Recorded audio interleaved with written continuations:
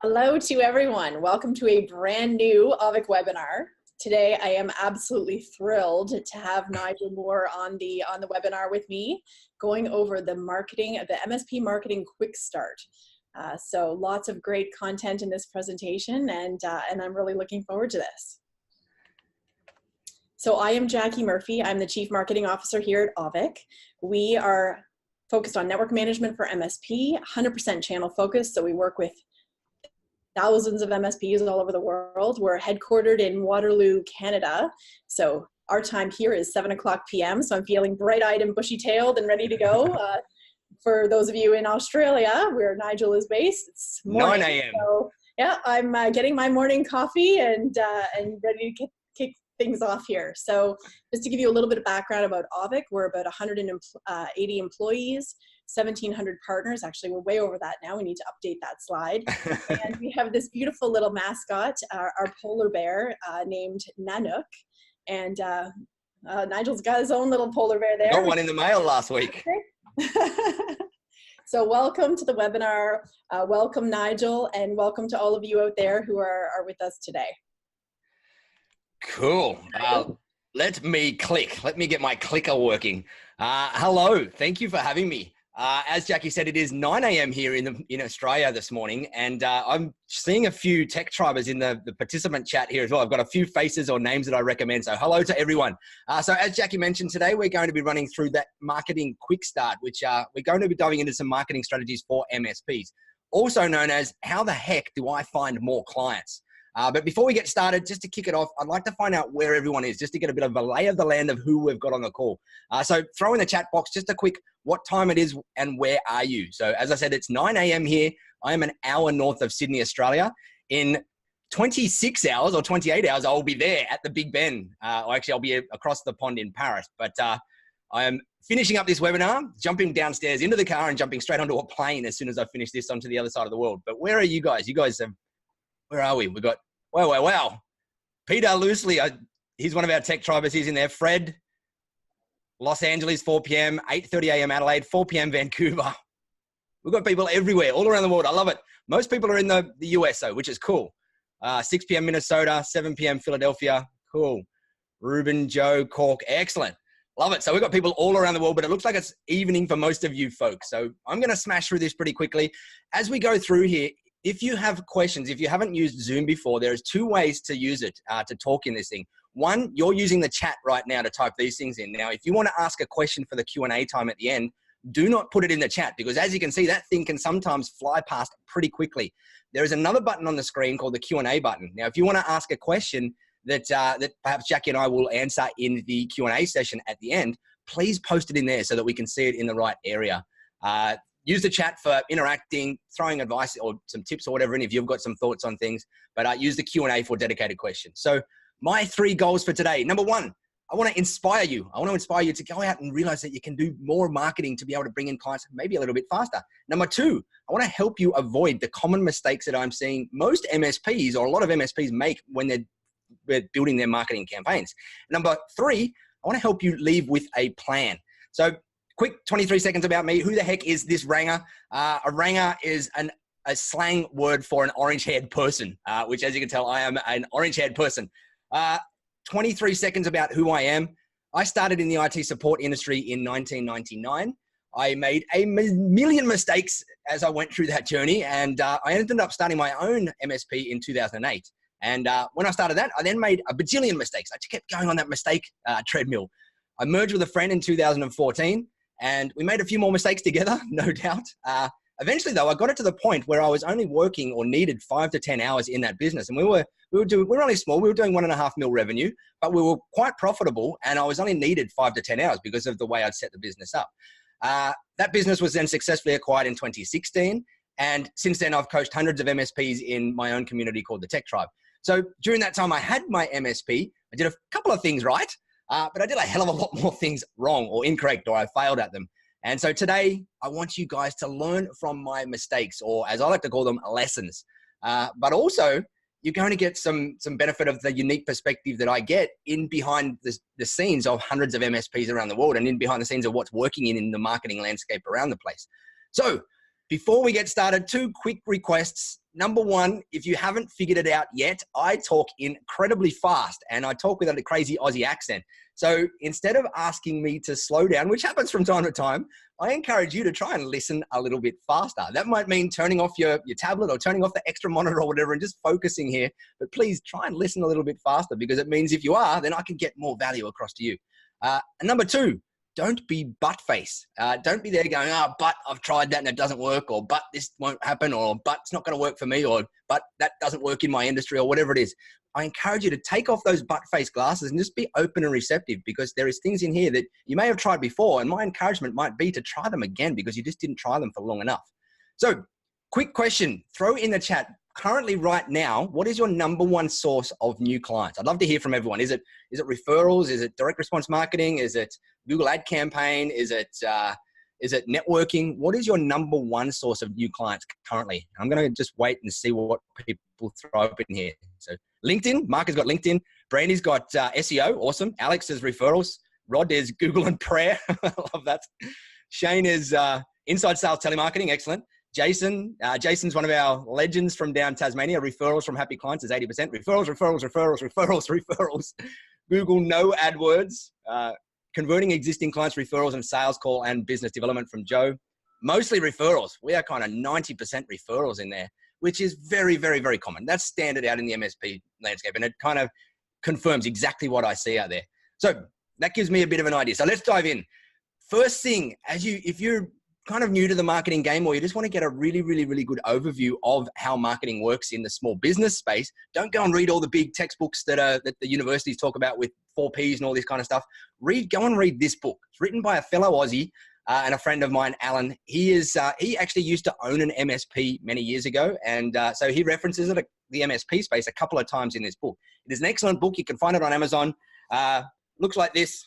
Yellow, same as what you can see there, but highly recommend you go and read that, because it's going to give you an awesome overview of just how the marketing landscape looks and all the different types of strategies and tactics you've got available to you in the SMB space, not in the enterprise space, in the SMB space, which is typically where we both are.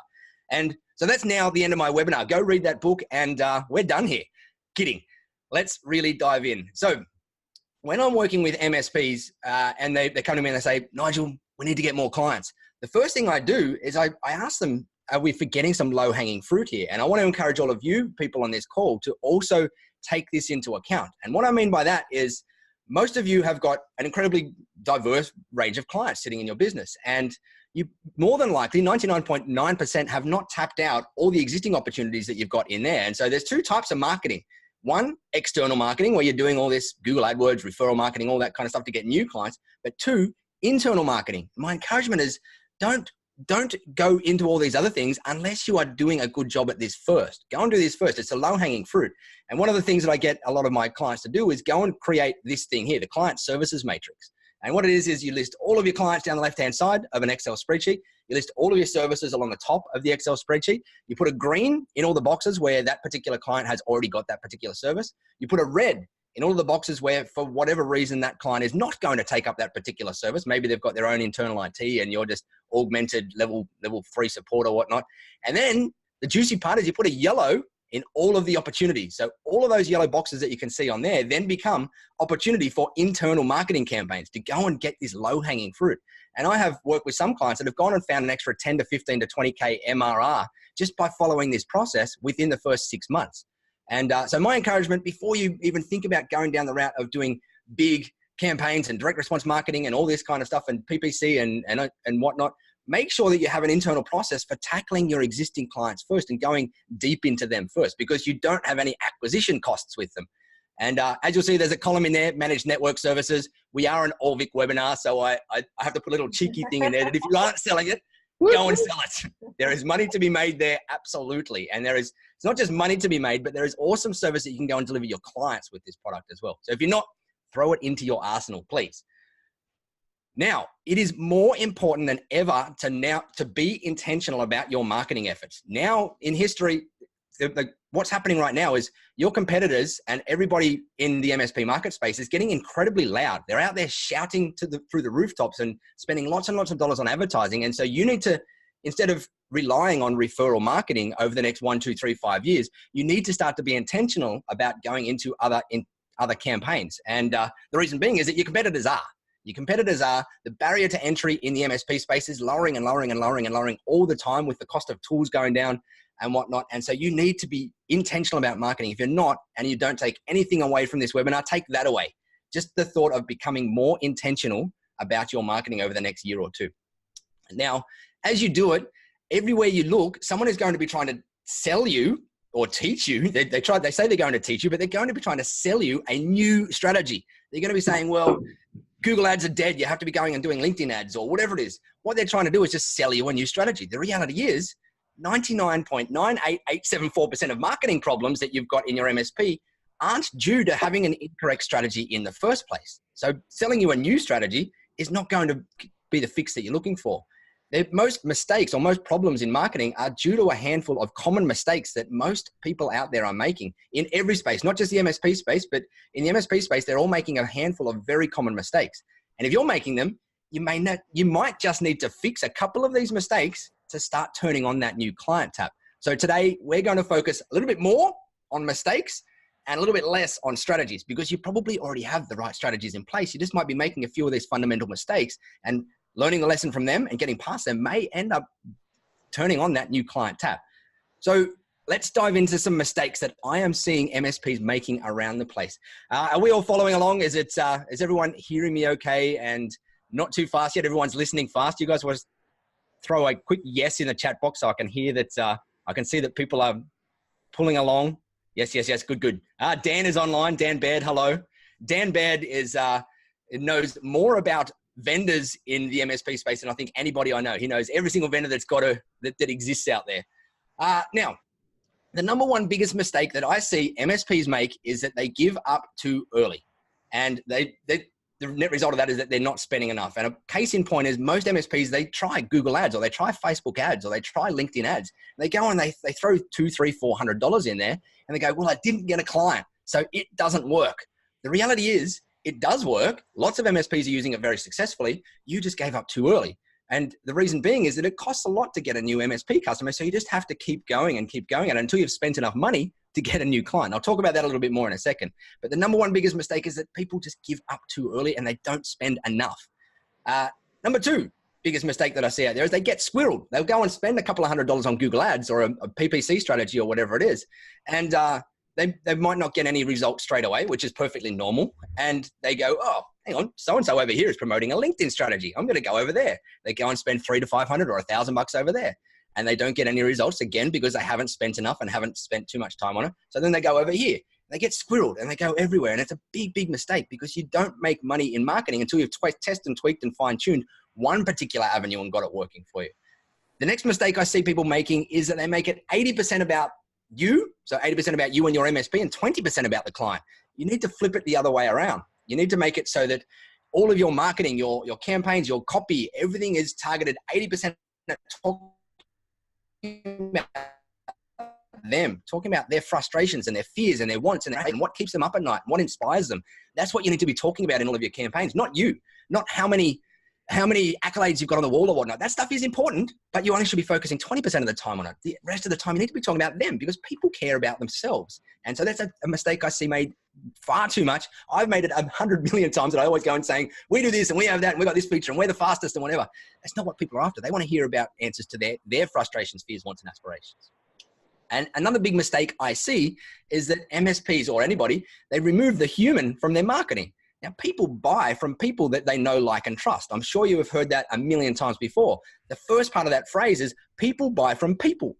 And so in your marketing, you should always be humanizing it as much as you possibly can to be able to build up that know, like, and trust factor in there. So if you're making that mistake, put yourself back in the mix. Don't be afraid to put yourself out there, or put someone on your team out there, or come up with a cool little Nanook mascot that makes it kind of cool out there. But whatever you do, humanize it. Don't make it so that it's this boring, faceless company, because you will drop in conversions, you will drop in responses, you will drop in ROI. So a couple of quick more mistakes that I'm going to run through that I see happening out there. Number one, not knowing the numbers. So not knowing what your cost per acquisition is. And I'll talk through that in a minute. Not knowing what your lifetime value of your customers are, so you know how much that you can spend on marketing. The next one is not standing out. They go out and they go, okay, we're going to do some marketing. So I'm going to go and copy 3 other people and I'm going to make it look just like theirs. And instead of standing out, I just joined the sea of sameness. And it means that if you're in a sea of sameness, you're going to be competing at the lowest level. You're going to be having problems trying to stand out in your campaigns and everywhere else. So if you haven't read Seth Godin's book, The Purple Cow, it is an incredible book on how and why you should be standing out in business, in your marketing, coming up with a unique version of you and a unique hook into what you do. A big one, not niching or not niching. We've got people all around the world on here, so I've got to say both. You US folk are niching. Out here in Australia, we are niching. But this is incredibly important. You don't want to be the person that goes out and creates these campaigns and sprays and prays out there everywhere saying, we do IT support for everyone. Because the reality is, you'll be doing IT support for no one. You need to niche down and you need to say, okay, well, this particular campaign, we're going to be targeting lawyers with between 20 and 50 seats in the Manhattan region where I'm trying to target the partner that looks after IT. You need to make a campaign right down to that level. Perhaps even in a market such as Manhattan, you might even target it right down to a particular type of law firm. So it might be IP law firms or something like that. But that's a big mistake. Whenever you're doing marketing, you can still look after a varied array of clients, but when you're doing marketing, always run your campaigns to a niche level. Another big mistake, they go for the kiss. Their campaigns are all set up to come and use us for IT support. The reality is it's a journey to build up that know, like, and trust factor with a client. And so instead of going for the kiss on the first date, you need to start dating these people. You need to start delivering them a little bit of value and starting to build the relationship instead of going in and saying, hey, do you need IT support? Because it's just not going to happen. And I see too many people lead their campaigns with that. Next up, my clicker just stopped. Click, click, click, please. Uh-oh. Here we go. They overwhelm the lead. This is another one. And it's a fine balance in here is they get in a lead into their database and they get on the phone every single day and they go, hey, can we catch up? Can we have a meeting? Can we send you some details? And they send out all this stuff and they overwhelm the crap out of the person on the other end, which makes them sound desperate, which turns them off. So if you're doing anything in there, please make sure that you put yourself in your potential prospect's shoes and figure out what would be an ideal journey for them, not the ideal journey for you sounding like you're desperate. And this big mistake is that they invest only leftover dollars. They get to the end of the month and they say, okay, well, we made a couple of $1,000 profit, so we're going to put that into our marketing. The reality is that your marketing budget should come first, or after paying yourselves, then marketing budget should pop up in there very high at the top. Instead of investing leftover dollars, you should invest intentional dollars in there to be able to go and grow and scale the business like most of you on this call probably want to, but may perhaps not be at the moment. So that's a pile of the mistakes that I'm seeing out there. I'm sure some of you, maybe all of you, are making one or two or three or four of them. I'd love to hear, if you are making one, what is one of the mistakes that you may have made in the past that showed up in that list there, or maybe another one that you've seen around the place. I am going to have a sip of water before I completely dry myself out. But what's a mistake that you might be making at the moment that you've seen in that list? Not targeted markets. Yeah, 100%, Rod. That's a big one. Fred says investing only what's left. We just discussed changing that. Awesome. I'm going to talk to you about some numbers in that in a second, Fred. Switching strategy, another big one. It's just that squirrel is horrible. Not investing more into marketing, expecting great results. Exactly, Brandon. You have to put the dollars in. You've got to put the time in. Otherwise, you're not going to get anything, which is cool. So a couple of mistakes being made. It's perfectly okay to make these mistakes. It's part of the journey. My goal today is to avoid you making them in the future. But the thing with marketing is you've got to make mistakes. It's how we learn. It's how you go through the process. No plan again from Rod. Not creating a niche in my limited word count on a LinkedIn ad to our contact and prospect. Yeah, that niches is so powerful. So what numbers should you focus on as you're going through this? It's important to know numbers when you're marketing and just to get a grasp of how much you should spend and what type of numbers they mean. So here are a few of the most common numbers that you will see out in the marketing landscape. Now, these ones here are tailored towards digital marketing because we've got things like cost per clicks in there.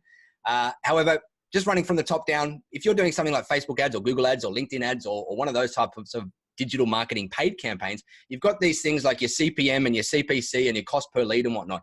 Now, they are all incredibly important metrics to track as you are going through a campaign because you're always looking for ways to tweak and fine tune and get the most out of those things to get you the maximum bang for your buck when you're marketing. Cost per 1,000 views might be $50. Cost per click might be $100. Ranges in the MSP space from anywhere from $50 to a couple of $100, which is perfectly normal. Cost per lead, like a prospect coming into your world, into your database that's expressed interest with talking to your company, might be $150, might be $50, and might be $250. That's also still okay in those price ranges. But the most important numbers down here are the bottom two down the bottom. The client acquisition cost. How much does it cost you to actually get a client to sign on the dotted line?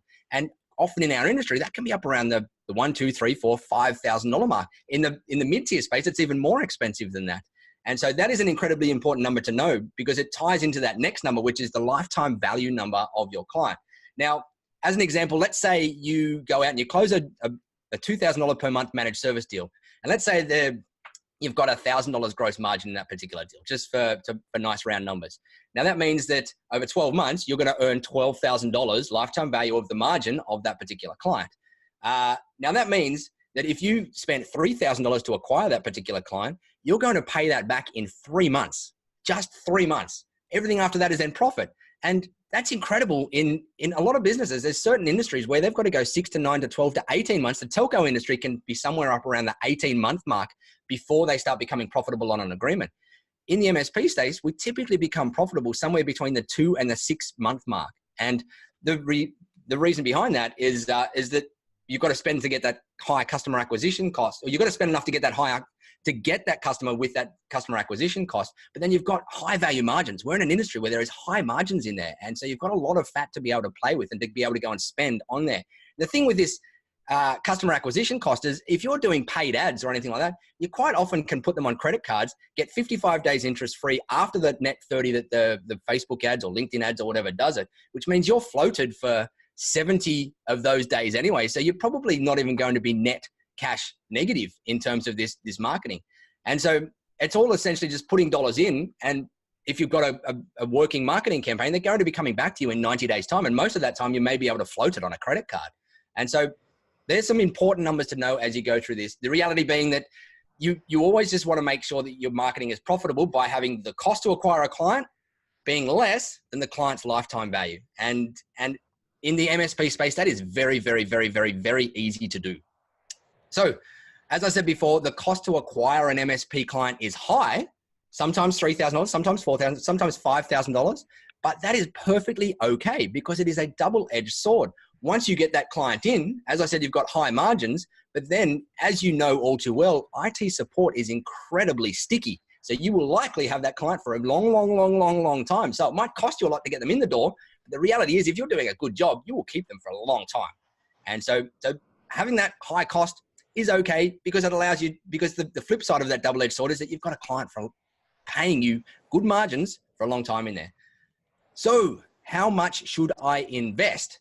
I'd like to ask another question. What percentage of your gross revenue are you currently investing in marketing? I'd love you guys to throw it in the chat. So if you know it's 2%, 4%, 6%, 12%, doesn't have to be perfect, but if you know what you're investing, I'd love to hear from some of you what that is. If it's 0%, throw that in there. That's perfectly okay. If you don't know what it is, throw don't know in there. Let's see what we've got coming in here. Ron is 5, great. 2% from Shane. Nada from Don. G'day, Don. Another fellow Aussie. 0.05% from Jason. Great. Less than 5%. I'm told 10%, but I question it from Brandy. 0%. Ryle doesn't know Garrett. Perfectly cool. Hal 0.5, 0%, 5%, probably around 2. Our spend is about $2K per acquisition. Joe, that's perfect. That's good. That's perfectly good numbers, especially if you've got agreements up around the $1,000 plus thing, so that you're paying that off with your gross margin in 3-6 months. That's awesome. Well done.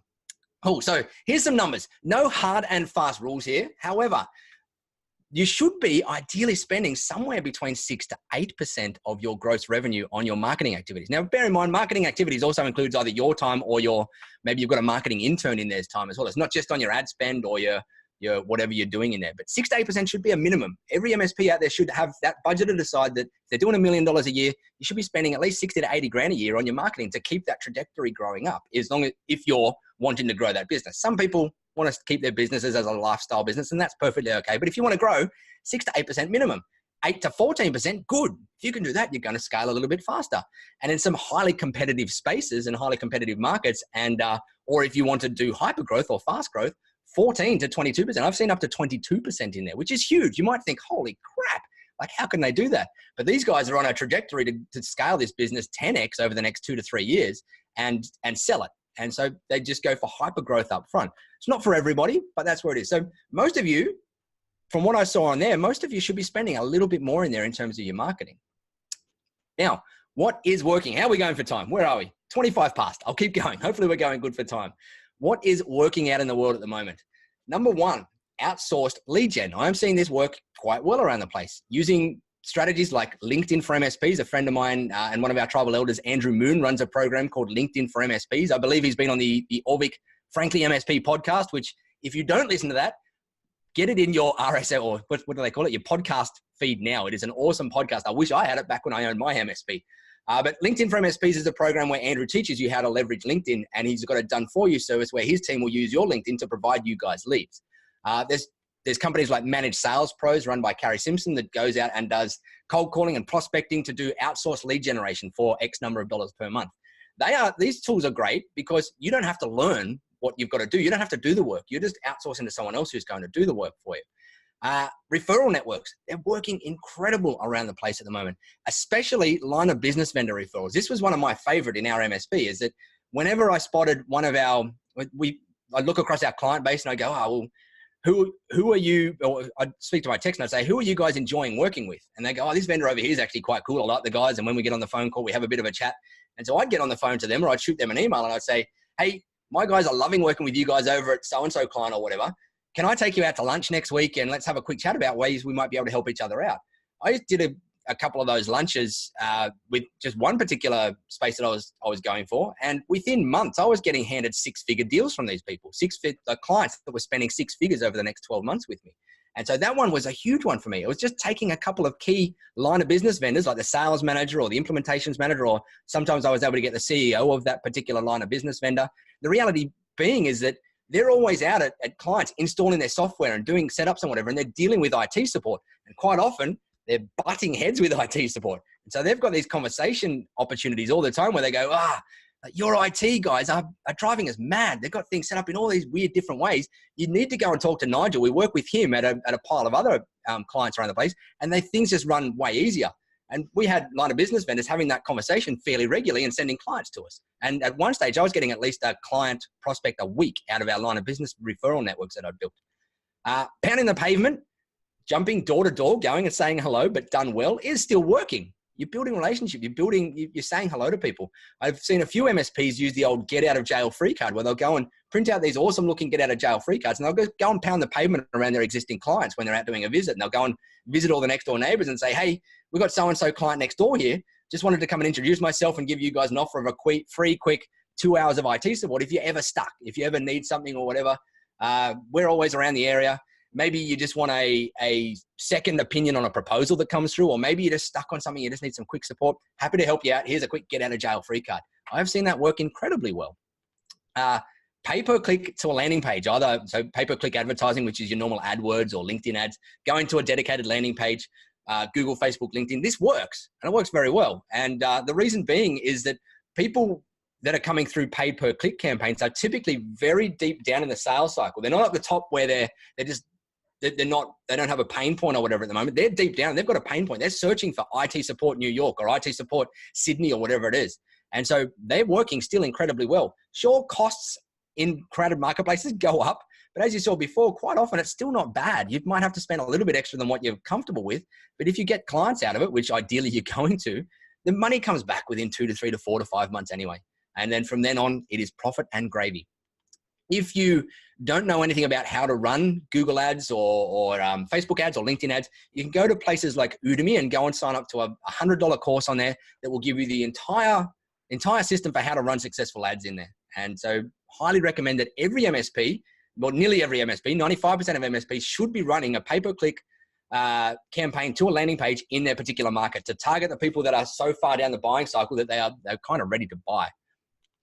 Straight out old school sales. I was talking to a tech triber recently who grew his team from 6 to 33 people in 1 year by going out and doing old school sales. He just went out and networked and got introduced to all these people. He did it in the education space, and he went from 6 to 33 people in a 12-month period. That is hyper growth. I don't know if I'd like to be involved in that kind of growth because it's kind of scary, but they were prepared for it and they wanted to do it. And they used things like Sandler training techniques, which you've probably heard of the old Sandler stuff around the place. to do that. So that does work. Lots of people are using that, and you're using it incredibly well. The old school going and building a network and just getting out on the road and doing business development, which I know a few of you put in there as one of your main lead sources. And direct response marketing, it's the old school sales letters where you used to get highlighted yellow and red and whatnot on it. That is called direct response marketing. It's all about trying to get a response from a particular campaign back to a client rather than branding advertising where like Coca-Cola are putting things on a billboard. And so there's two things in here. Number one is specific direct response marketing, where you're going out to, and you might say, well, I'm going to pick these 20 clients over here that I feel are my top 20. I want them as clients. So they would be my ideal clients. And I'm going to go so damn specific targeting them. And I'm going to spend $2,000 to $3,000 on each one of them to try and get them to have visibility or try and get me into their world. And that works well because you're attracting attention. What I mean by specific, you might go, right, well, I want to go and target these brand new 15 cannabis companies over in Canada or wherever it is, which is a growing marketplace. I want to just get the CEOs of these. So I might go out and spend $5,000 getting this awesome video created with me talking about the opportunity of the industry and the things you got to safeguard in terms of data protection and whatnot. And then I might get 10 to 15 iPads and I'll put that on the iPad and I'll get nice boxes made up and I'll get them hand delivered to the CEO of each of those companies so that when they open it up, they press play and it says, hey, I'm so-and-so. Just wanted to if I just want 60 seconds of your time or 120 seconds of your time. I know you're ridiculously busy. Wanted to introduce myself. That might cost you $15,000 to $20,000 for that campaign. But I've seen a few people use similar campaigns where they had out of 20 iPads that they sent out, maybe 15, 20 grand worth of campaigning. They got 5 to 7 conversations with those decision makers in large companies. So specific direct response marketing can work incredibly well if you get creative with it. And then broad is your typical thing where you're going out and sending out maybe to a list of 1,000 people or 2,000 people. You're going out and sending out broad campaigns to them as well. And it's working very well. I'm going to show you some of them in a minute. But I'm going to keep moving. So ShaTech was supposed to pop up there as well. They're another sales training company in the MSP space. And Technology Marketing Toolkit, most people know Robin Robbins. She is one of the queens of the direct response marketing world. And so you can have a look at some of her stuff there. Now, out of all of that, what these people are trying to do is what a lot of people should be doing is aiming for having 2 discovery meetings a week. There is this company, the STP Institute, which is another sales training company for MSPs, that they say all of their MSPs under a couple of $1 million, the $2 to $3 million mark, their number one goal is to aim for 2 discovery meetings a week. So whatever campaigning they're doing with all of those different strategies out there, their number one goal is that. Because if they know that they can get 2 discovery meetings a week and they close 30 to 60% of them, which is kind of typical in the space, then they are growing their MSP at a certain rate whilst taking churn into account. So out of all of those numbers, see if you can aim for 2 discovery meetings a week. It is a great number to aim for. If you can't aim for 2, aim for 1 to get started with. It's perfectly okay if you're not small enough. But that's 50 meetings a year where you are going to be sitting with a decision maker and talking about whether there's opportunity for you guys to do business. Now, one of the other things that's working well is high quality campaigns. What you see here is the marketing wall of love at one of my friends and tech tribers, Jim Stackhouse. He runs a business called NeoLaw. And this is their awesome looking marketing campaigns that they've put together to go and send out. Now, using these campaigns, directly a mid 6-figure business to a multi 7-figure business just in a matter of years, just by sending out all of these campaigns, buying lists, sending them out, qualifying prospects, and just doing this direct response marketing campaigns. He's doing it with high quality because other people in this marketplace are just sending out boring old brochure looking things, whereas he's sending out these really cool looking campaigns. So high quality is working well. You have to stand out in that sea of sameness. Here's another couple of quick looks at it. That one there, he calls his first aid campaign and it goes through a particular flow. This one here, he calls his BDR campaign. And as you can see, it's very well done. It's designed nicely and it's getting a lot of traction in the marketplace or in his local marketplace. I'm currently working with him at the moment to rebrand some of these for MSPs through our tribal platform. But high quality is making things go gangbusters out there because they're standing out with all the other stuff. And people say direct response marketing is not working. Whoever's telling you that is telling you a porcupine. Direct response marketing, old school mailers are absolutely working nowadays, especially when they're done well like this with high quality. The smart MSPs or the MSPs that are growing faster, understanding the long game. What they're understanding is that it's a journey. They're not going out and trying to sell and have the kiss on the first date and then giving up and then moving on to the next person. They're realizing that they have to build this this relationship with these clients. And that might be over a journey like this, where they might read a blog post of yours. You might send them a free resource. Maybe it's a top 21 tips for Office 365 in legal firms, or whatever it is. They might watch a video of yours if you do a video here and there, or you might share a video with them from Microsoft's catalog of videos. They might see a social media post. They might receive one of those first aid campaigns that I just showed you. They might receive a call from you just saying, hey, just checking in. They might read an email from you. Eventually, after 5, 6, 7, 8, 10, 20 touch points, they have pain. They have pain. Their IT company is slow to respond, or they get a bill that they weren't expecting, or they just get a quote that's over the top. That's when they have pain, and that's when they call you up. And so the smart MSPs are understanding it's a long game to build these relationships. You've got to get people from knowing you up the top to liking you to trusting you.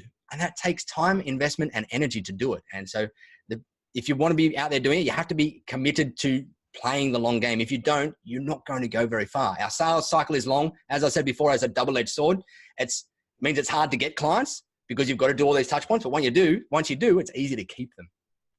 They're also focusing. They're picking one target market in a campaign. They're picking one product that they're going to promote in that target, in that campaign. It might be a cybersecurity risk assessment, like a 27-point cybersecurity risk assessment that they're going to promote. They pick one conversion tool. It might be just a webinar, or a live event, or a lunch and learn, or whatever it is. They pick one traffic source. They'll just go, okay, I'm going to go all in on Google ads. And they do it for 1 year or a time period. 1 year is not fixed, but the thing I'm trying to get at here is they're not going out and scattergunning everywhere. They're trying to get really good at one thing and becoming awesome at that one thing. And that's where they're getting, the most benefit, or the most results, is by spending intentional time getting really good at all those things, rather than trying to spray and pray and do everything. They're educating, not chasing. Everybody hates desperation. And if you are out there on the phone saying, hey, do you want IT support? Can we help you? Can we help you? You reek of desperation. Instead, flip it around and educate instead. Educate your clients around how they can be getting better out of their technology. How can they adopt new things? What threats have they got that are potentially going to cause them to go out of business? Flip your conversation in your market around to educating versus chasing, and you will go a long, long way. As part of that, what you end up doing is you flip the power in the marketing conversation. And so traditionally, a lot of people would be going out there saying, hey, we're marketing, please call us if you need help, blah, blah, blah, blah, blah. What happens as you get really good at educating versus chasing is that people then start coming into your world. And instead of you then saying, yes, please, let's have a meeting and I want to sit down and I'm going to try and sell you on all this stuff, what happens is that you then triage. And the way we used to do it in our business is we then had the choice as to whether we took that client on or not. And we positioned our sales funnel like that, so that when a client came or a prospect came into our world, perhaps through one of those referral things, we'd jump on a quick call with them and we'd say, hey, love the chance to figure out whether we can work with you guys or not. However, we only work with a very specific type of client because we know we get awesome results for them. But that means for people that don't fit that mold, we probably frustrate the crap out of them. So let's jump on a quick 6, 7, 8 minute call. I'm going to ask you a series of questions, and then you can ask me a couple at the end, and we'll be able to identify at the end of that call whether we're going to be able to help you out or not. What you've done there is you've flipped the power. Instead of you trying to be the person that's desperate for their business, you're now the person that's approving whether you will look after them or not.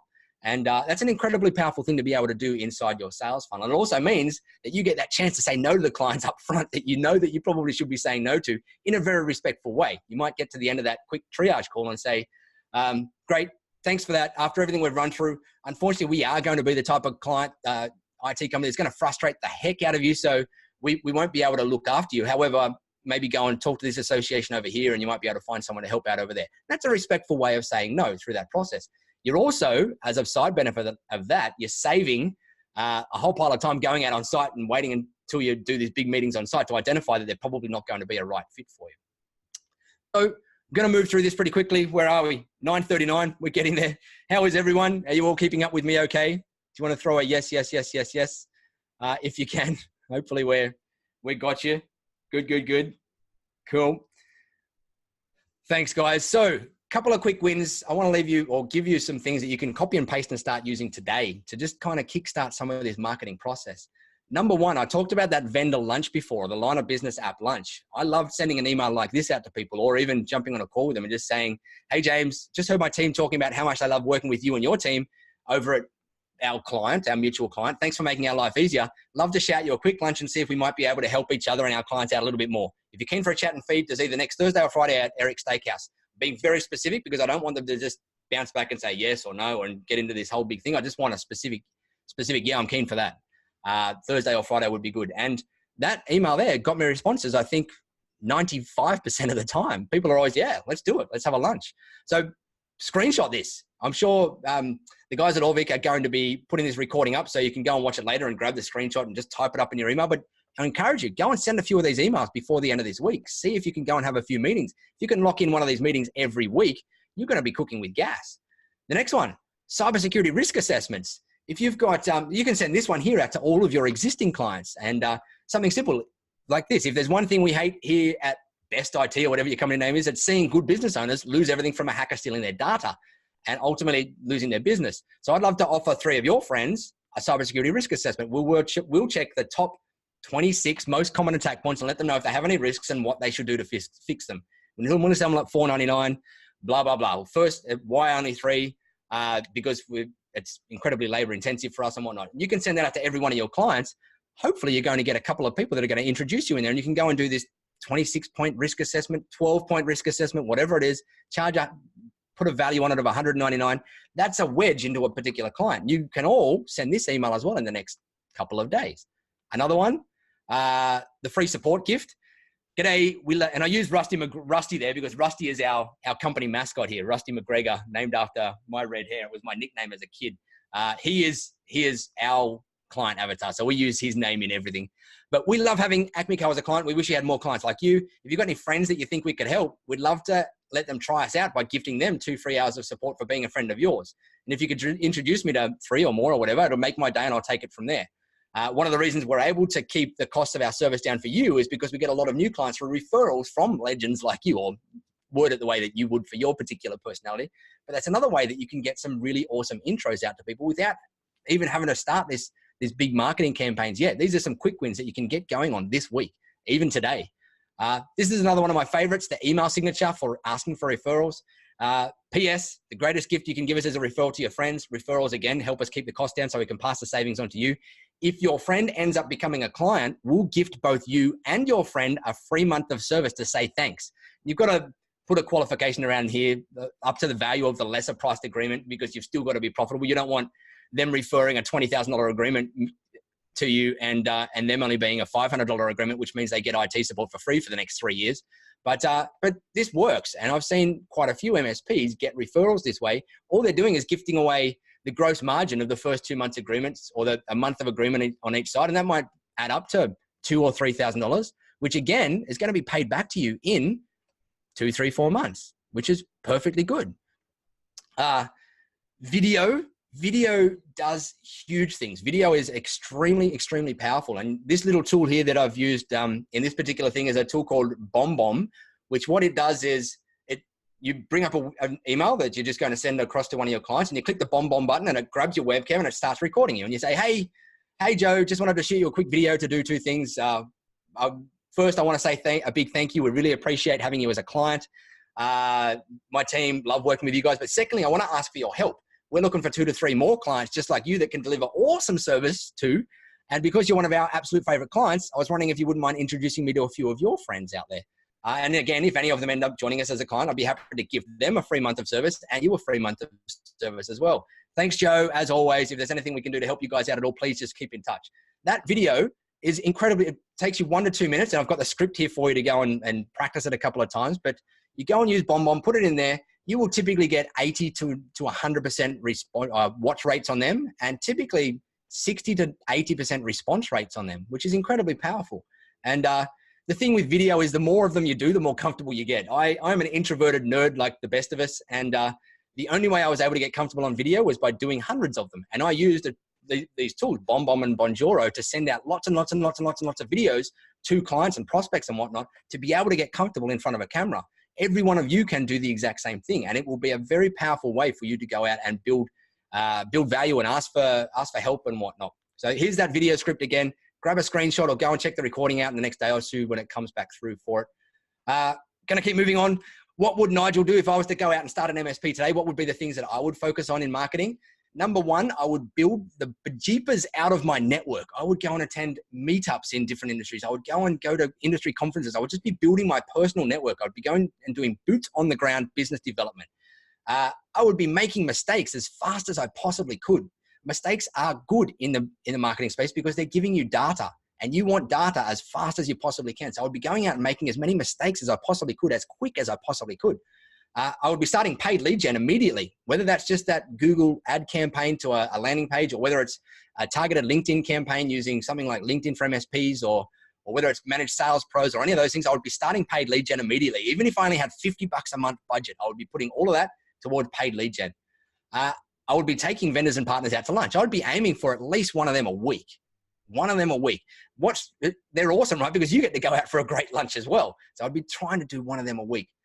Again, I'd be building my network some more. I'd be going out to events. I'd be going and building my reach of people that know who I am and know what help and value I can provide to the marketplace. I'd make a few more mistakes. I'd keep making them. I'd keep trying and testing and tweaking new things because there's so much value in that data.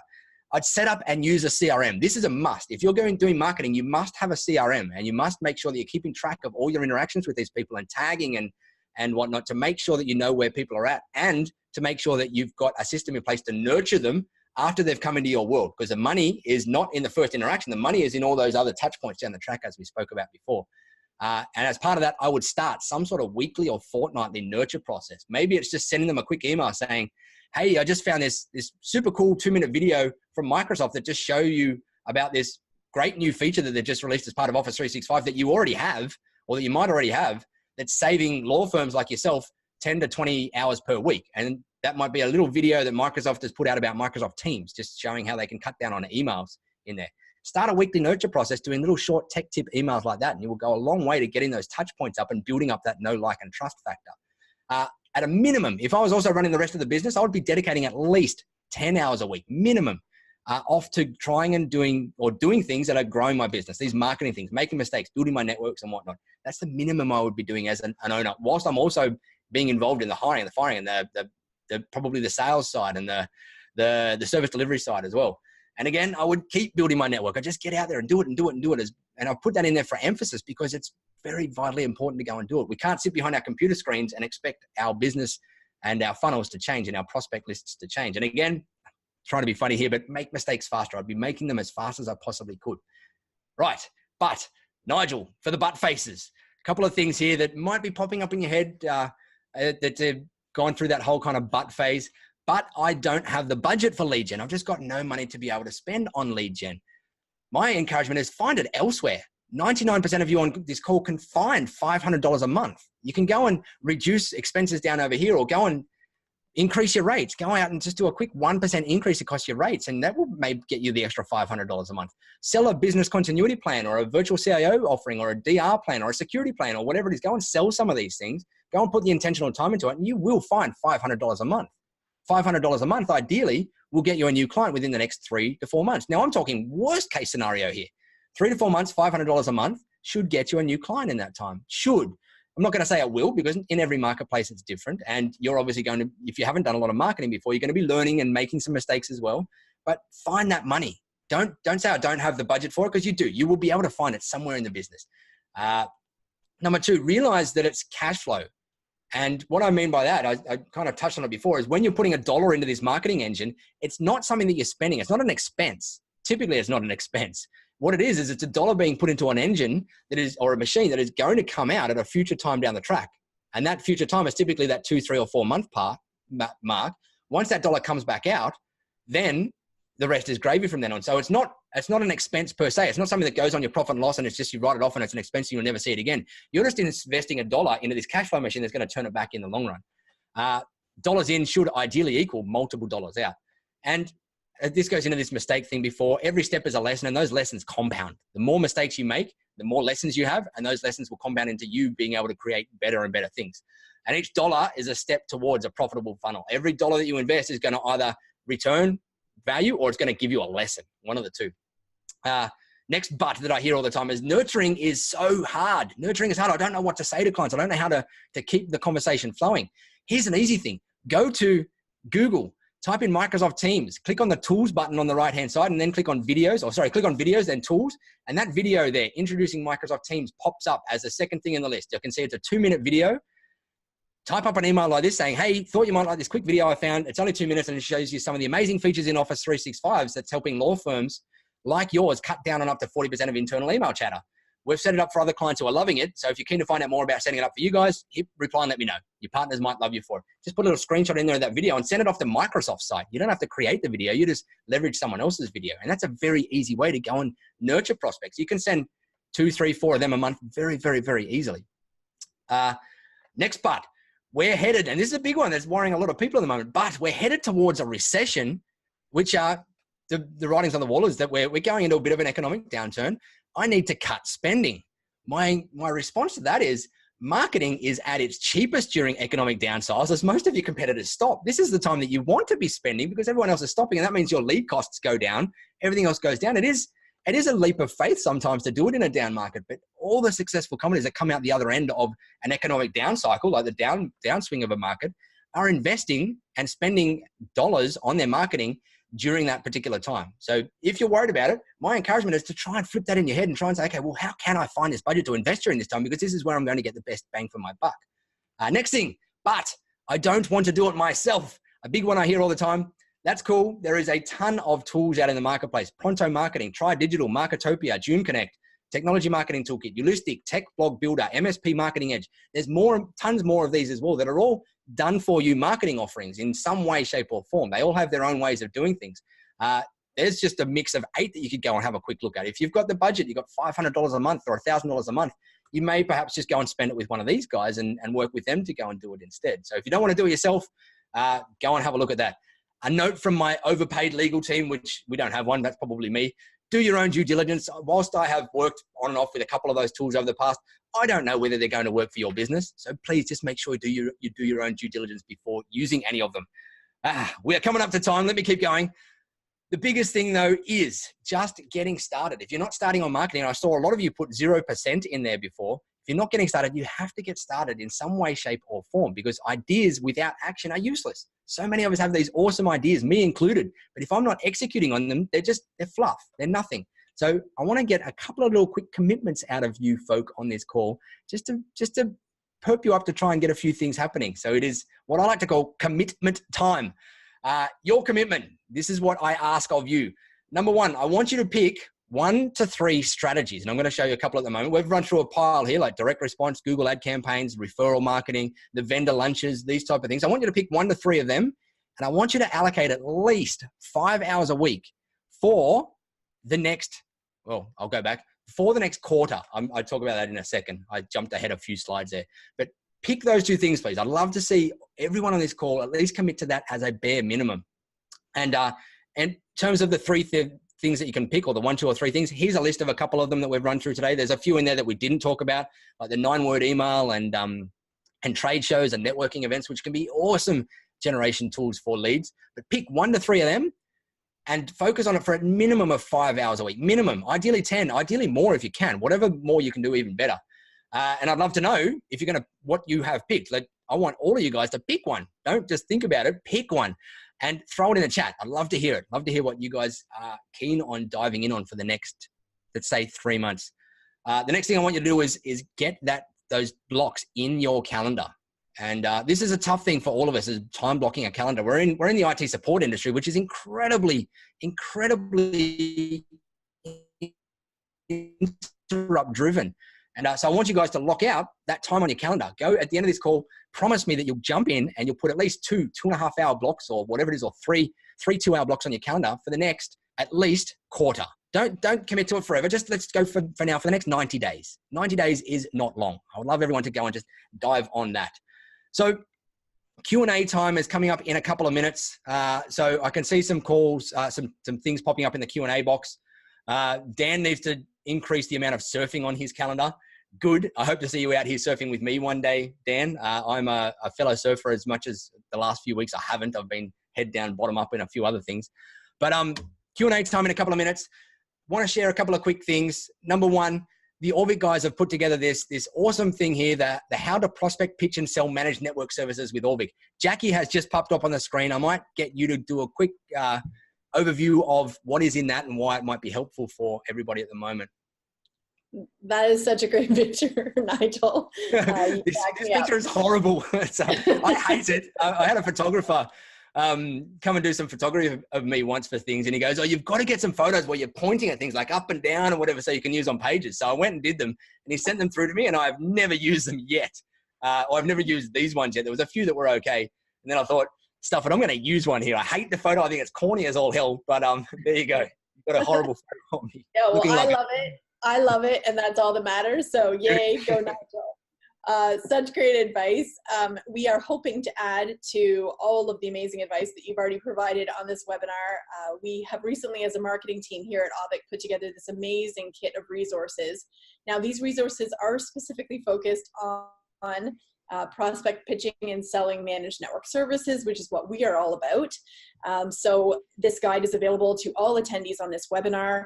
You'll see the link on the next slide here where you can actually go and get this full kit. It's actually quite a significant sized ebook, and in there are all sorts of resources that you can leverage in your own businesses to help drive sales and marketing, or sales, I guess, using marketing for your businesses. So hopefully you'll find some value in that as well. Yeah, 100%. I took a quick look through it yesterday and it's full of gold. So go and read it. It only takes 10 minutes to read it, 15 minutes to read it, but it is full of gold wisdom in there. Things that, again, I wished I'd known 10 years ago when I was starting off my journey.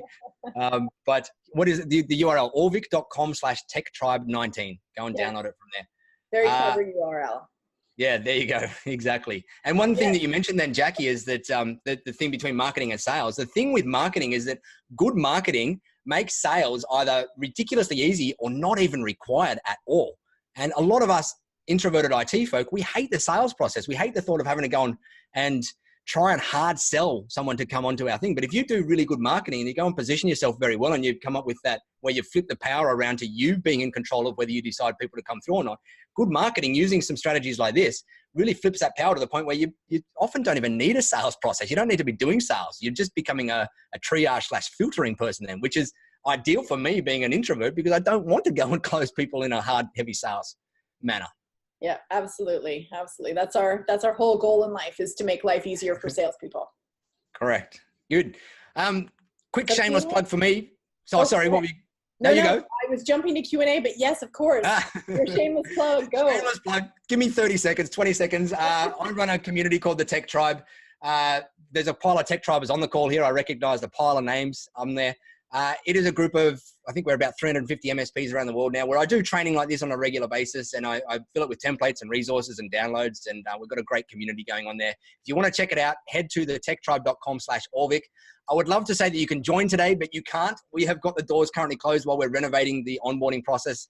We were trying to get them open for today's webinar, but we couldn't. So if you head there, it will ask you to join a wait list, sign up to the wait list, and when the doors reopen again, we will let you know.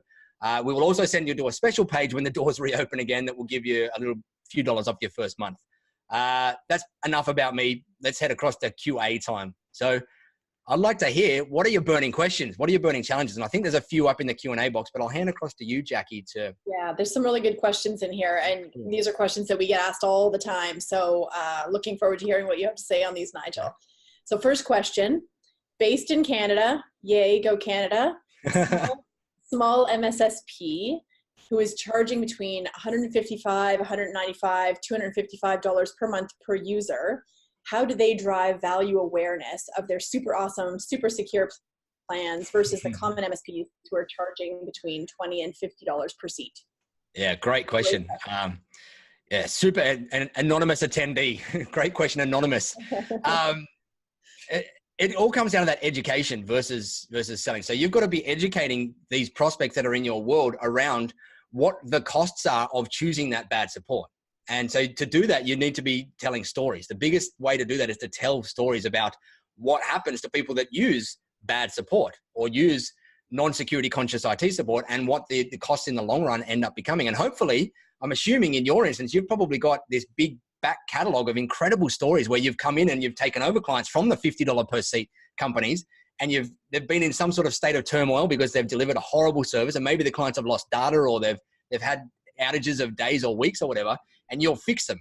Those stories are your gold. You need to go and dig into those stories and perhaps go and pay some film crews to come out with you, or like a film crew that comes out maybe $2,000 ago, where they come out to you to that particular client where you've got that case study, and they film a case study for you. then you need to go and use that in your marketing everywhere, because you then are going to be, that then is going to be educating the prospects that are in your world around the things that they need to look out for. And ideally, if you've got good, when you're asking the questions inside those case studies and those videos to go and highlight their stories, you're asking questions around that are kind of making everybody else that's listened to it go, oh yeah, I relate to that. Like I'm making that same decision now. I'm making my decision of what IT provider based on the cost of the sticker price. And the sticker price rarely means anything in the IT space. The sticker price is just what's on the proposal. The real total cost of ROI is what you need to worry about. And that's, if you can tell those stories in those things, that's definitely one of the biggest ways I would be working on it there.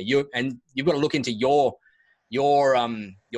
history and your client base to go and find and dig out that gold, because I'm guarantee you it will be there. Hopefully that helps on that one. Again, it's all that awareness education. If you can be holding, so a big one to be able to help position that difference and stretch that gap. So what you're trying to do here is when a prospect is coming into your world and they hear about your super awesome, what do you call it? Super awesome, super secure service. They're coming into your world, but they've got their own IT support. And so they're currently looking at you and their current IT support at the same level of awareness. They're going, well, you guys are IT support, these guys are IT support. They don't know any difference. They don't know any of the super awesome stuff at the moment. So that's where you need to start educating to stretch a gap. The whole thing is that your whole goal is to do whatever you can to stretch this gap between what these guys are delivering and what you guys are delivering. And that is through that education. So if you can do lunch and learns where you're taking them out and giving cybersecurity awareness training through lunch and learns and stuff like that, you're going to be stretching this gap between what their current $50 per month backyard job is providing versus what you guys provide. And each one of those things that you do there is going to stretch the gap wide enough to the point where the gap is got enough tension in there that they go, oh, like, yeah, I am to the point now where I need to go and make the move over to here, because if I don't, I now know enough about my risks in my business. Yeah, absolutely. Next question. Yo. All right. So question around client acquisition costs. So what do you include in a client acquisition cost? Are there other sales costs, or is it really just related to the digital campaign Google ad spend? It's typically related to the digital campaign Google ad spend, typically. However, in saying that, it's not, what is important is to not worry about whether it includes it or whether it doesn't include it. It's to worry about when you are tracking yours, that you pick one particular method and then you track it historically so that you can look for trends. So you can then say, well, I'm going to include in my client acquisition cost, I'm going to include a certain percentage of my marketing intern in there. And if that's the case, then so be it. But then what is important then is that you always use that exact same calculation the whole way you go through the process so that you can work to drive those numbers down. So when I'm talking about those client acquisition costs before of that kind of between $2,000 and $5,000 mark, that's typically in digital marketing spend. It's not taking into account your marketing costs of your person in there that's doing them. It might end up costing a little bit more. Maybe that's up around the $5,000 to $7,000 mark that you get into that point. Maybe it's a little bit less. Every marketplace is different. And so you've got to figure out what it is for you. But my encouragement there is worry less about what it does and doesn't include, but worry more about picking a specific framework for making that calculation for you and using that 100% of the time as you go on. Mm-hmm. And what we do here at Auvik, just to give a little bit more context, we do both calculations. So we do overall, we take the entire bucket of sales and marketing spend and divide it by the number of customers. Yeah, and then we also do it per program. So we can calculate that overall cost as it relates to customer acquisition cost. And then we also compare on a per campaign program to program. Programs are performing from perfect. And that's as you grow up and scale into a more mature and larger company, that's 100% the way to go. Yeah. So Facebook, let's talk Facebook and whether or not Facebook is a great vehicle for marketing for MSPs, paid ads. What do you think? Yes, good question. Yes. However, it's not as easy as a lot of other industries because of our long sales cycle. And so if I was to go out and do PPC, the paid campaigns, my first look would be Google, because the people that you're attracting on Google are further down that funnel. Now, the thing that I would be doing on Facebook immediately though, is doing a retargeting campaign on Facebook. So perhaps not a top of funnel campaign where you're trying to get prospects in to start off with, but a retargeting campaign for the people that have clicked on your website. Then you might then pop a little ad up in their retargeting on Facebook that says, hey, notice you were checking out our site. Are you still looking for IT support? And that's a a quick question they can click on, or they do whatever with to engage with you, or they see you again. And it's all about that relevancy and multiple touch points in there. So Facebook does still 100% work. You can go and build complete MSP marketing campaigns from scratch on Facebook without worrying about any other PPC thing. It just takes a little bit longer in the MSP space to be able to make them profitable, because you've got to do a lot of testing and tweaking in interest levels and markets and all those different types of things to get it right. But yes, the answer to that is yes, absolutely does work. If I was getting started, I would be just focusing on using it for retargeting first, getting good at the retargeting things. And then once you've got that dialed in and it's working, then go and start going into things. What I said before about niching, whatever it is, that is so incredibly important in the Facebook ad world. You have to target down the thing with Facebook ad world is it's so powerful that you have to target down so incredibly deep and run your campaigns. I know when we were we built the first part of the Tech Tribe using Facebook ads, and it took us, we ran campaigns. We ran maybe 60 or 70 different ad tests to get started. And we ran them and spent at least $6,000 or $7,000 of mistakes, lessons, failures, because I just wanted to gather the data of what worked and what didn't in terms of all those CPLs and CPMs and whatever I was talking about before. It took us about $6,000 to $7,000 before we got to the point where we had a profitable campaign in there. And that's what I see in the MSP space as well, is you've got to spend that 3, 4, 5, 6, 10, sometimes 15, 20 grand in there to learn the platform, to learn what works and to learn what doesn't work before you get to some resemblance of a profitable thing. But the answer is that, yes, it absolutely plays into marketing these days. Start with the basics, retargeting, and then move on from there after you've exhausted some other easier options like Google PPC. Okay, here's a controversial one for you, Nigel. Buying lists. Yeah. Buying lists. Is this a good thing? Yeah. I would. If I was to start an MSP today, I would go and buy a list of my prospects. It would be one of the pillars of marketing that I would do. What I would do, so that those really high quality campaigns I showed you before, that first aid campaign, just to give you some numbers in that, and my numbers are paraphrasing. I may get them a little bit wrong, but they're around these type of numbers. But Jim, who ran that campaign, went out and purchased a list of, I think it was something like 2,000 ideal businesses in his local geographical area. And that might have cost him a couple of $1,000s for that list, because it normally costs $1 or $2 per lead when you're buying lists. And he then went and used that campaign. So he then ran a first pass on that list to just get people off that he knows are just not an ideal candidate for him. And he had an admin person do that over a couple of days. And then he sent, I'm going to say 1,400 copies of that first aid campaign out to those people on that list. So he got it from 2,000 people down to 1,400 people. Sent that first aid campaign out, and that first aid campaign has got a few steps where in between there's some follow-up phone calls and whatnot. And from that first campaign, he sold $14,000 MRR from it. And he's now run that campaign, I think, 15 times since or whatever. And that's why he's now up in the millions in terms of turnover. But he did it from buying a list and then qualifying that list. And that he didn't have email addresses on that list, because you can't go and start marketing to email addresses unless you've got explicit opt-in. But he did it all via direct mail, and it worked very, very well. So if I was to start an MSP again today, I would absolutely. Once I've figured out what niches or verticals I'm going for, I would go and figure out how I can buy a list or how I can use someone else's list. And then I would go and get some really high quality, awesome campaigns together and go and campaign out to those people. So along the same lines, well, I guess it's not exactly the same line, but cold calling versus networking. Thoughts? More. Both. Cold calling, this is G-rated webinar, but cold calling sucks. Everyone hates it. We all hate it. All of us introverted geeks hate it. A lot of us also hate networking as well. But I believe you should be doing both. Now, in terms of networking, you should be the one that's doing that all the time. Get out there, and if you're the head of the business and you're 5, 10, 15, 20 staff, get out and network as much as you can. As I said before, build your network. But in terms of the cold calling, leverage someone else. There is a ton of good cold callers, even in the MSP space, like that managed sales pros that will do the cold calling for you. And so my encouragement is do both. You go out and do the networking while you're paying someone else to do the cold calling. Have both strategies out there working for you at the same time. If you, because there's kind of 4 or 5 pillars of things that you want to be happening all at once. You want your referral stuff working all at once. You want your referral stuff plodding away in the background. You want your direct response campaigns or whatever it is, like this buying lists and sending out stuff happening. You want that Google ad to landing page happening to get the low hanging fruit, or the people that are down the bottom of the sales cycle. You want to be doing some cold calling in these things, and you want to be doing networking. They're 5 things that that you should be doing at least 3 or 4 of them all the time. The referral stuff, you just put in and just let it go. So I would say both in there, but leverage other people for cold calling if you don't like doing it. Okay, great. People want more information about these discovery meetings. Can you give a little bit more color and context around what a discovery meeting is? Getting in front of decision makers and fact finding.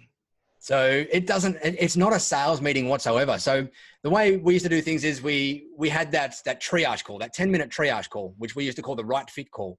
And when a prospect came into our world, our goal was to get them on a right fit call. And that was a 10-minute call where we'd just go through those typically 9 questions and we'd ask them all those questions.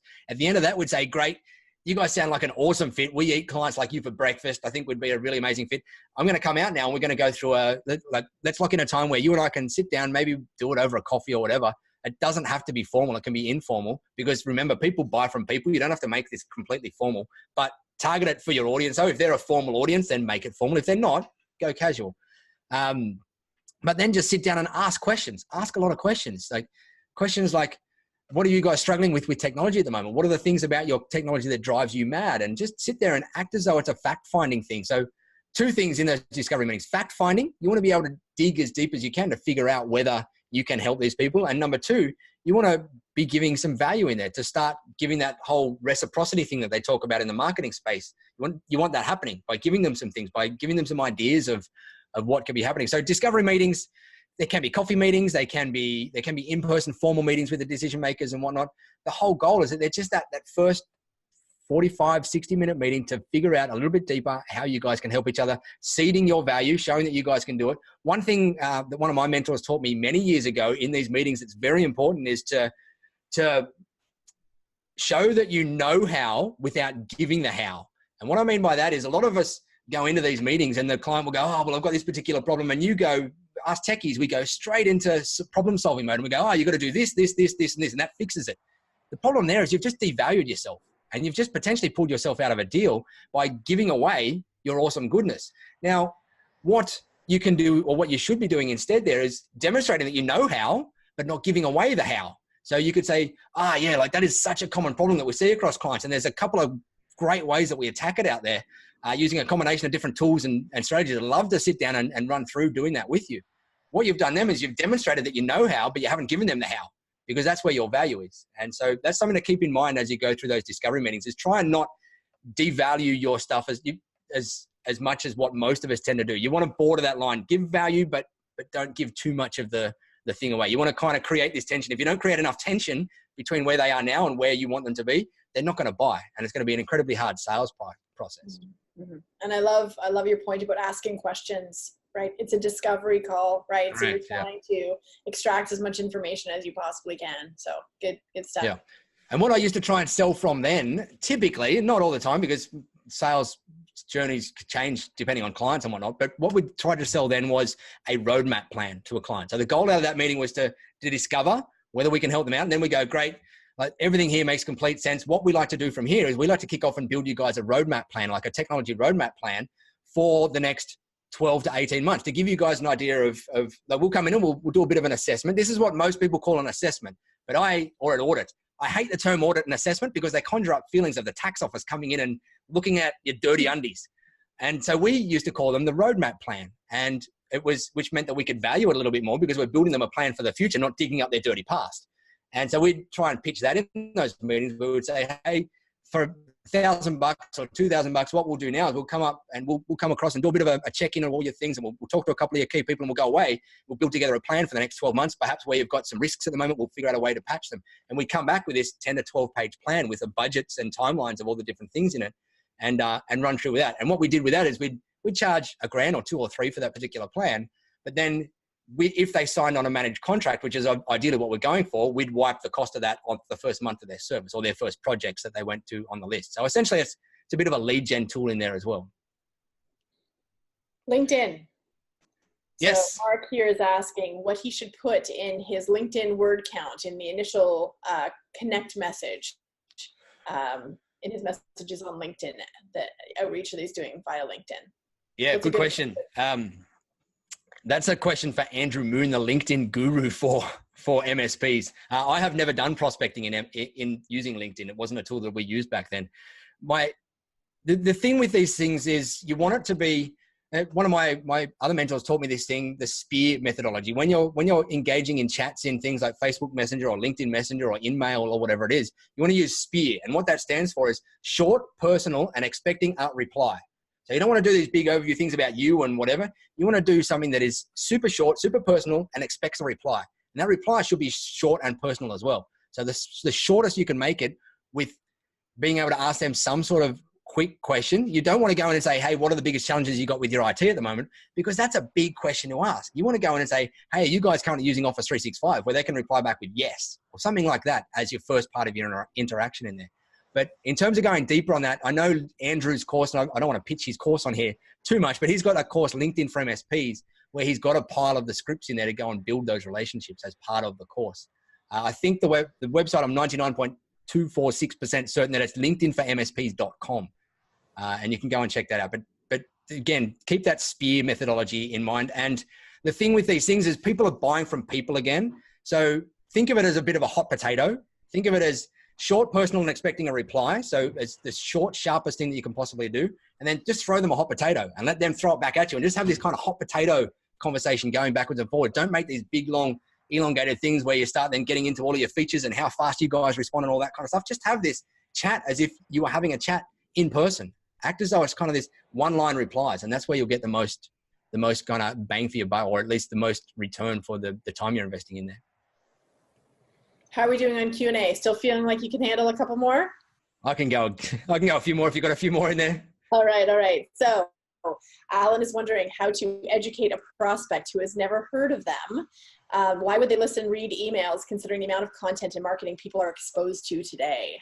Yeah, they won't unless you can make it extremely valuable. That's the reality of it. They won't, and they'll unsubscribe. And so you need to be figuring out what it takes to stand out from that crowd. And that takes intentional time. There's no easy answer for me to say to you, you have to go and do this, because I don't know your marketplace. I don't know your personality and whatnot. You just have to go and spend that intentional time to think, okay, well, how can I stand out? What can I do here that is zigging while everybody else is zagging? It might mean that you're sending those quick tech tips while everybody else is sending these big long newsletters out there. It might mean that you're sending when they're jumping on the call and jumping on the phone and trying to hunt people down and sound desperate. You might send a quick 9-word email that just says, "Hey Joe, are you still looking for IT support?" Instead, you've just got to do things that other people aren't doing. And again, a lot of it comes down to education.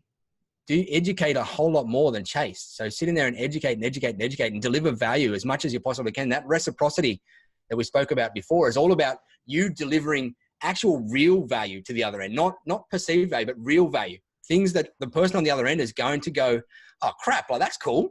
That's awesome. And that's tough. That's a tough thing to come up with. It takes intentional time for you to sit down and go, okay, well, what can I do? And you have to, this is what all good marketers do, is they sit down, they put themselves in their client's shoes, and they go, okay, well, what are their frustrations, fears, wants, and aspirations? What are the things that are keeping them awake at night? What are the conversations that are going on in their head? And your marketing then has to enter those conversations. You can't think of it from your angle whatsoever, because if you do, you're going to miss the mark and they're going to not read your email. You have to do that time to understand your prospects to the nth degree. The only way to do that is to start off niching down. You can't understand everybody in the marketplace, but you can understand the pain points that a law partner has got that's running a 50-seat company, and he's the guy in charge of IT, and he's in maybe the contract space or whatever. You can start to really understand his pain points. And if you can target all of your emails and whatever for him, you will start to stand out, or your emails or your direct response or whatever it is, you will stand out. But you have to do that work. You have to understand your client avatar first. It sounds a bit woo-woo or a bit vague or a bit boring area, but if you don't do it, your marketing unfortunately fails. Trust, I've done it all too many times where if I don't understand my client avatar and I start marketing and nothing happens, you get crickets or you get unsubscribes or you just get no engagement or whatever. Until I really understand deeply their pain points and their things, the conversations that are happening in here, and then I do whatever I can to completely enter those conversations. Until I do that, then nothing else happens. So you have to do that. Yeah, absolutely. All right, last question. Yo. Where can Rod find a pseudo template to give to someone who will be doing cold calling for him? So if you hire somebody, where can you get a script? So if you go and search Google, there's tons of cold call template scripts out there. I have never seen great cold calling scripts out there. The thing you've got to do with it is probably go to Google, go and search for awesome cold call or unique cold call or just things that are words that are instead of the normal cold call. Because if you do search for cold call script, you're going to get all the boring ones that everybody's just doing their standard content marketing on and get garbage. If you want to get unique things, go and try and find the unique angles that people are using for cold calling by using cool keywords. And then what you're going to do then is you're probably not going to be able to use them ad verbatim. What you've got to do then is go back to spending that intentional time and thinking, okay, well, there's some cool ideas. How can I now sit with my cold caller and come up with some cool things that work with our brand personality in our marketplace using those concepts that I've just seen out there that other people are using in different industries? Because as yet, I haven't seen any awesome MSP marketing cold call scripts yet. They might be out there. If someone has seen some, please throw it in the chat and let me know. I'd love to see them because I get asked that a lot. What about the ones in the prospect pitch and sell guide? Oh, there you go. There you go. Go and download that. They're all in there. We do have a couple of starters in there. Cool. Yes. That's it. Go and find your starters. Yeah. Please customize them and make them suitable for yourself. That's it. And you have to do that time. There's no shortcut around it. I wish there was, but go and look at the stuff in there, get an idea for how they've got it, and then customize it for you. Customize it for the way you want it to go. Or just go and use one of those outsourced MSP sales cold calling companies that know and do it all too well. No doubt they have got awesome scripts over there that they probably will not share with you because that's their unique source. But go and use one of them if you've got the budget for it, and then go and invest your time into perhaps networking or something as well. Yeah, when we were first starting out with Auvik, we actually used Managed Sales Pros, and they did a great job for us. Ah, good. There you go. Awesome. Cool. Right. Any more questions popping up? That's it. That's all I have here. Oh, wait. Oh, we've got Claudia's just put a couple of things in. I can see it on my screen here. Yeah. Claudia's recommending Robin Robbins. Cool. So for anyone that's in her group, there's Claudia saying there's a thing called the How to Turn Cold Suspects into Hot Prospects when Selling Technical Services. So there could be some good stuff in that for anybody that's in her world. Yep. Cool. Thank you, Claudia. Yes, thank you.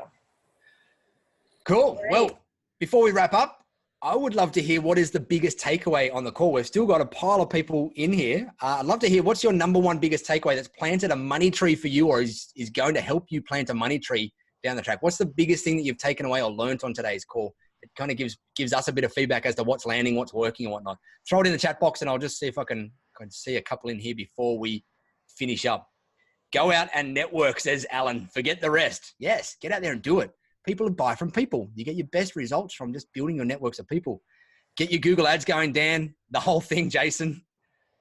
Drive direct marketing and networking. Hire someone else to do the calling, Rod. Excellent. Persistence from Ian. Keep it up and show you have staying power. 100%. Persistence is, out of every trait in business, I would say persistence is the number one biggest trait that I see being the difference between successful business owners and non-successful business owners. And that translates down into your marketing and translates down into everything. So persistence is key.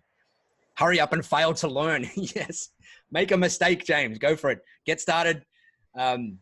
Mark says, sorry, what was Claudia's referral for cold calls? She had a phone call come through. It was how to turn cold suspects into hot prospects when selling technical services, which is some sort of resource that's in Robin Robbins' world, which is, I'm not sure whether it's out in the public or whether it's behind her closed doors of her Apprentice Club program. But it's a thing about cold calls. So that's where you'll find it from there. Cool. Well, I am all done. Thank you, everybody, for listening to me babble on in my crazy fast Aussie accent. There's the URLs there. Have you got anything else that you wanted to chime in on, Jackie, before we... Yeah, thank you to everyone for joining us on the MSP Marketing Quick Start with Nigel, founder of the Tech Tribe, which is, again, an online community for MSPs, a great online community. And thank you, Nigel, for joining us and sharing your marketing tips for MSPs. I think they were super useful. If there are things that the attendees would like to reference later or that they might have missed through the webinar, we'll have the webinar recording available on demand at auvik.com/franklymsp in just a few hours. So just need to do the processing on that and then we'll post it right away. Again, that's auvik.com/franklymsp, and you can see in the chat box there that Sam has posted that link as well. So have yourselves a good morning, good evening, and good night based on Thank you, everybody.